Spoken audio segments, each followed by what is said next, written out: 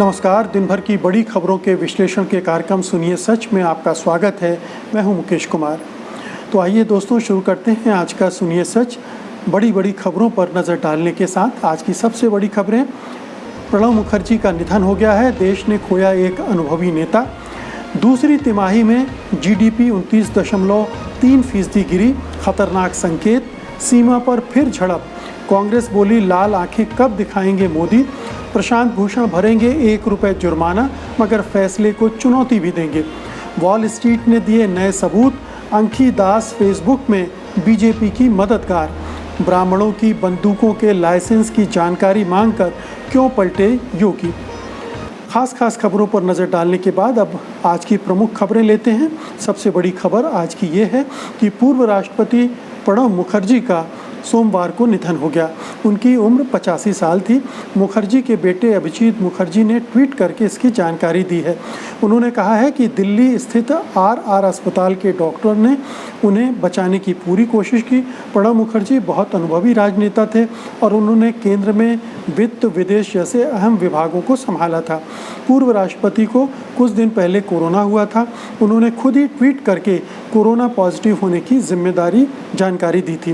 प्रणब मुखर्जी को एक कुशल राजनेता, सक्षम प्रशासक, अच्छे वक्ता और उससे भी अच्छे इंसान के रूप में याद किया जाएगा। एक ऐसा राजनेता जिसके विरोधी तो अपने दल में भी थे, लेकिन दुश्मन विरोधी दल में भी नहीं थे। वित्त मंत्री के रूप में प्रणब दा ने 1983, 1984, 2009 और 2010 और 2011 में बजट पेश किए। और आइए अब अगली खबर का रुख करते हैं। अप्रैल से जून की इस वित्त वर्ष की पहली तिमाही में ऐतिहासिक गिरावट आई है।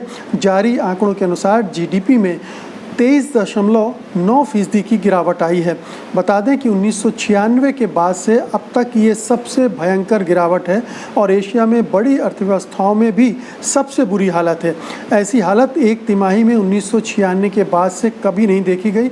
बता दें कि 1996 से ही सरकार ने क्वार्टर के हिसाब से, तिमाही के हिसाब से आंकड़े देने शुरू किए थे। बता दें कि पिछली तिमाही में जारी किए गए आंकड़ों से बिल्कुल विपरीत हैं। बीते साल इसी अवधि में जीडीपी ग्रोथ 5% थी। इसके अलावा जनवरी मार्च तिमाही में जीडीपी की रफ्तार 3.1% थी, जो बीते 8 सालों में सबसे निचला स्तर था। इस लिहाज से देखें तो कोरोना ने भारत की जीडीपी पर बुरी तरह से कहर बरपाया है। मौजूदा तिमाही और इस पूरे वित्त वर्ष में ही इसका असर देखने को मिल सकता है। सरकार ने जीडीपी के आंकड़े जारी करते हुए कहा है कि कोरोना काल में निजी निवेश में तेज़ी से कमी आई है और उपभोक्ता में गिरावट दर्ज की गई है। इसी के चलते जीडीपी ने गोता लगाया है। देश की जीडीपी जून तिमाही में 26.9 लाख करोड़ रुपए रही है, जबकि बीते साल इसी अवधि में ये आंकड़ा 35.35 लाख करोड़ रुपए का था।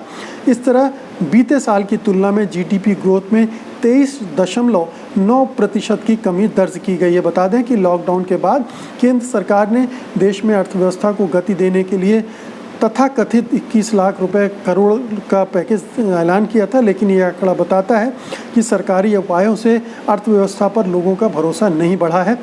ये आंकड़ा परेशान करने वाला है, लेकिन आश्चर्यजनक नहीं है, क्योंकि इससे पहले लगभग सभी एजेंसियों ने यह कह दिया था कि भारत में अर्थव्यवस्था की क्या हालत होने वाली है। बहुत सारी एजेंसियों ने कहा था कि जीडीपी निगेटिव हो जाएगी, लेकिन 10 से 20% तक होगी। अब जो आंकड़े सरकार दे रही है वो 23.9%, यानी लगभग 24% की गिरावट। तो ये भयानक गिरावट है और इससे पूरी अर्थव्यवस्था चरमरा गई है। ये स्पष्ट संकेत हैं। सरकार इसको नहीं संभाल पाई है। सरकार ने तो पहले ही अर्थव्यवस्था की तबाही लिख दी थी जब नोटबंदी की थी। नोटबंदी के बाद वो लगातार अर्थव्यवस्था को तबाही के रास्ते पर आगे बढ़ाती रही है और कोरोना ने आकर बाकी की कसर पूरी कर दी है। तो कोरोना का असर तो है ही, लेकिन जो पहले जो अर्थव्यवस्था के साथ इस सरकार ने दुष्कर्म किया है उसके नतीजे भी इसमें आप देख सकते हैं। और सबसे बड़ी बात यह है कि इस अर्थव्यवस्था को संभालने के लिए पिछले 4-5 महीनों में कोरोना से आने के बाद सरकार ने कोई ठोस काम नहीं किए हैं। एक झूठ का पैकेज 21 लाख करोड़ की बात की थी, जो कि असल में 2 लाख करोड़ के आसपास का था, वो भी खुल चुका है। और पूरी अर्थव्यवस्था चौपट होने का मतलब है कि पूरे देश में कामकाज की स्थिति कमज़ोर हो जाना, नौकरियां न रहना, लोगों का बेरोज़गार हो जाना और उससे तमाम तरह की जो भी दिक्कतें होती हैं, चाहे वो अपराध बढ़ने से लेकर आत्महत्या और हत्याएं और तमाम तरह की चीज़ें हैं, और इसमें मानसिक रोग भी बढ़ते हैं। तो तमाम तरह की चीज़ें हमें देखने को मिलेगी और इससे संकट से उबरने में बहुत वक्त लग सकता है, ख़ास तौर से ऐसे समय में जब ऐसी सरकार हो जिसे अर्थव्यवस्था की समझ ना हो, अर्थव्यवस्था की उस तरह की चिंता ना हो और उस तरह के कदम वो ना उठा रही हो। और अब अगली खबर का रुख करते हैं। भारत चीन सीमा पर जारी विवाद के बीच चीन ने एक बार फिर से घुसपैठ की कोशिश की है, लेकिन भारतीय सेना ने उसकी इस कोशिश को नाकाम कर दिया है। चीनी सेना ने पैंगोंग त्सो और डेप्सांग के इलाकों में वास्तविक नियंत्रण रेखा के पास अपने सैनिकों को भेजा। भारतीय सेना का दावा है कि उसने चीन की इस कोशिश को नाकाम कर दिया है। रक्षा मंत्रालय ने सोमवार को एक बयान में कहा है कि चीनी सेना ने यथास्थिति को बदलने के लिए सैन्य गतिविधियां की हैं। सरकार ने यह भी कहा है कि भारतीय सेना ने उसकी इस गतिविधि को भांप लिया और उसे नाकाम कर दिया। सरकार के इस बयान में दावा किया गया है कि चीनी सेना ने ये कोशिश 29 और 30 अगस्त की रात में की थी। वहीं भारत सरकार के बयान के बाद चीनी सेना ने ये अखबार ग्लोबल टाइम्स के मुताबिक चीन के विदेश मंत्री वांग यी ने कहा है कि चीन की सेना वास्तविक नियंत्रण रेखा का सख्ती से पालन करती है और चीन की सेना ने कभी भी इस रेखा को पार नहीं किया है। दोनों देशों की सेना इस मुद्दे पर संपर्क में है।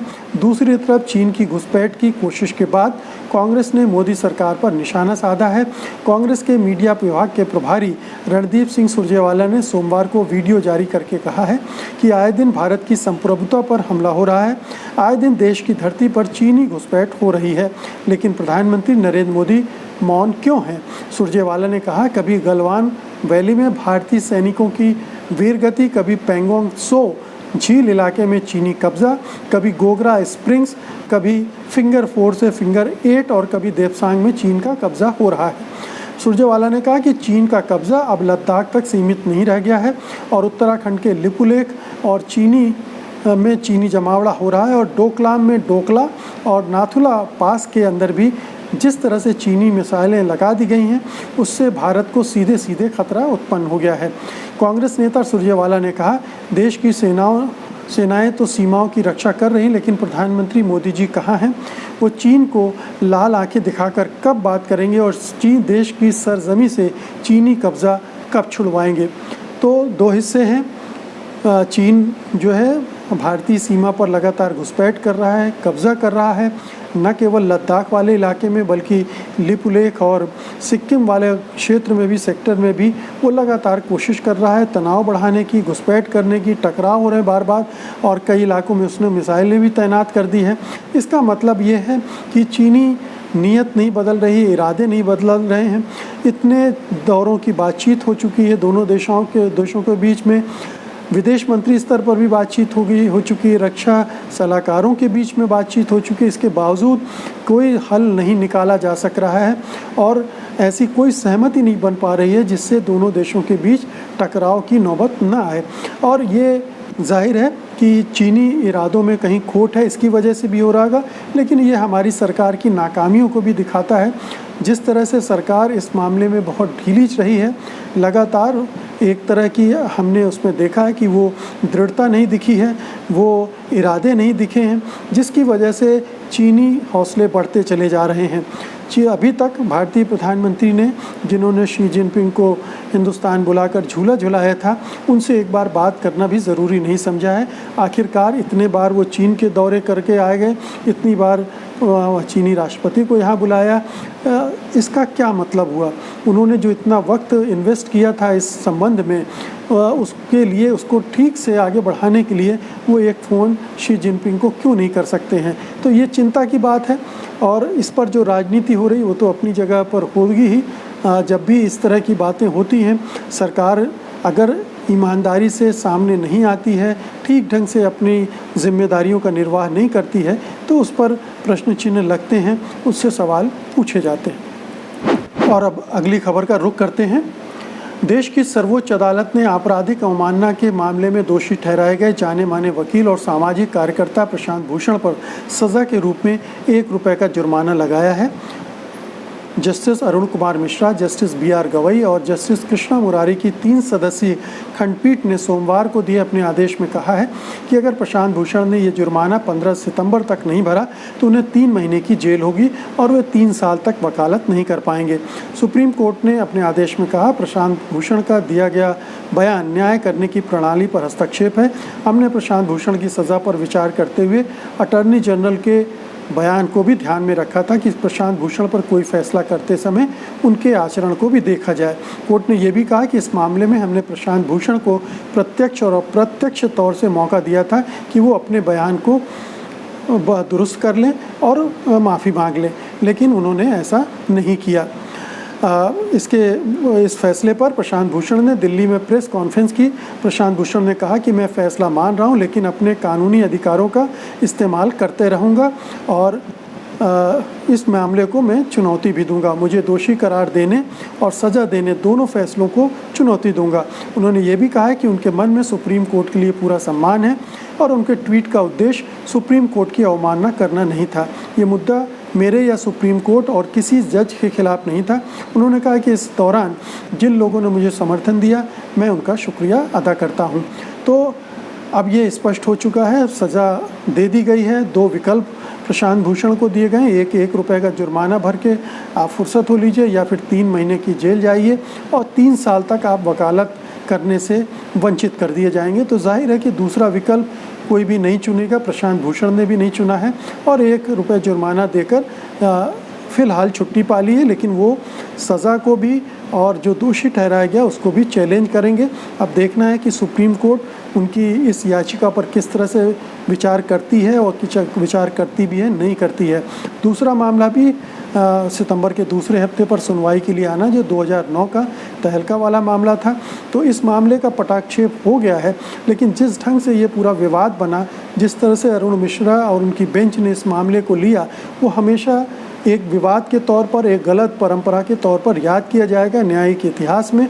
अवमानना के मामले को उन्होंने जिस तरह से उठाया स्वतः और फिर उसको तूल दिया और जिस तरह से एक मंशा, एक पूर्वाग्रह लोगों को लगा कि है इसमें प्रशांत भूषण के खिलाफ, वो भी एक न्याय के पालिका के लिए कोई बहुत अच्छी मिसाल कायम नहीं कर सका है। तो ये एक दुखद अध्याय था जो फिलहाल बंद हो गया है। अगली खबर लेते हैं। देश में चल रहे फेसबुक विवाद में कुछ नए सबूत आए हैं। अमेरिकी अखबार वॉल स्ट्रीट जर्नल ने इस बार फेसबुक की वरिष्ठ अधिकारी अंकी दास से जुड़े महत्वपूर्ण दावे और खुलासे किए हैं। वॉल स्ट्रीट ने बताया है कि जब चुनाव में कांग्रेस की हार हुई थी तो अंकी दास ने प्रधानमंत्री नरेंद्र मोदी की खूब तारीफ की थी और कहा था, आखिरकार 30 साल के ज़मीनी काम से भारत को स्टेट सोशलिज्म से मुक्ति मिल गई। वहीं दूसरी तरफ जीत के लिए नरेंद्र मोदी को स्ट्रॉन्ग मैन बताया गया। इसके अलावा अखबार ने चुनावी कैंपेन के दौरान फेसबुक की इस अधिकारी की भूमिका को लेकर भी सवाल खड़े किए हैं। वॉल स्ट्रीट जर्नल ने अपनी रिपोर्ट में ये भी लिखा है कि अंकी दास ने 2001 में फेसबुक ज्वाइन किया। ये वो वक्त था जब फेसबुक राजनीति की दुनिया में अपना दखल बढ़ा रहा था। इस दौरान भारत की कई राजनीतिक पार्टियों को फेसबुक के बेहतर इस्तेमाल के बारे में भी बताया गया। 2012 में गुजरात में बीजेपी के लिए भी फेसबुक के ज़रिए जनता के बीच पहुंचने का काम किया गया। बीजेपी को जीत मिली और नरेंद्र मोदी तब एक बार फिर मुख्यमंत्री बने। इस पर अंकी दास ने लिखा था, हमारी गुजरात कैंपेन को सफलता मिली। वॉल स्ट्रीट जर्नल में आगे लिखा गया है कि इस सफलता के तुरंत बाद मोदी को एक राष्ट्रीय नेता के रूप में पेश किया गया और पूरे देश में राष्ट्रीय कार्यालय के लिए एक अभियान शुरू किया गया। फेसबुक ने एक बार फिर प्रशिक्षण और सहायता की पेशकश की। इसके अलावा वॉल स्ट्रीट जर्नल ने लिखा है कि अंकी दास ने अपने इरादे पहले ही स्पष्ट कर दिए थे। जब एक फेसबुक सहयोगी ने इस बात को लेकर सवाल उठाया कि फेसबुक पर मोदी के पेज से ज़्यादा कांग्रेस की फॉलोइंग है, तो अंकी दास ने कहा, कांग्रेस से तुलना करके उन्हें अपमानित मत करो, खैर मेरे पूर्वाग्रह को न दिखाने दें। रिपोर्ट में यह भी कहा गया है कि 2019 के चुनाव के समय भी फेसबुक ने फेक पेजेस को ब्लॉक करने में पक्षपात दिखाया। बता दें, इससे पहले भी फेसबुक पर बीजेपी के नेताओं के नफरती पोस्ट को नहीं हटाने के आरोप अंकी दास पर लगे हैं और कांग्रेस इस मुद्दे पर फेसबुक को 2 बार चिट्ठी भी लिख चुकी है और कानूनी कार्रवाई की बात भी कही गई है।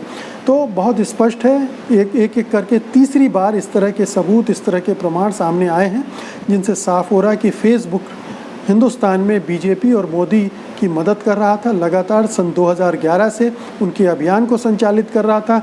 सोशल मीडिया के लिए उसका अपना प्लेटफॉर्म उसने पूरी तरह से उनके सुपुर्द कर दिया था, क्योंकि अंकी दास वो यहाँ की पॉलिसी डायरेक्टर थी और वो पूरी तरह से उसका इस्तेमाल कर रही थी बीजेपी के हक में।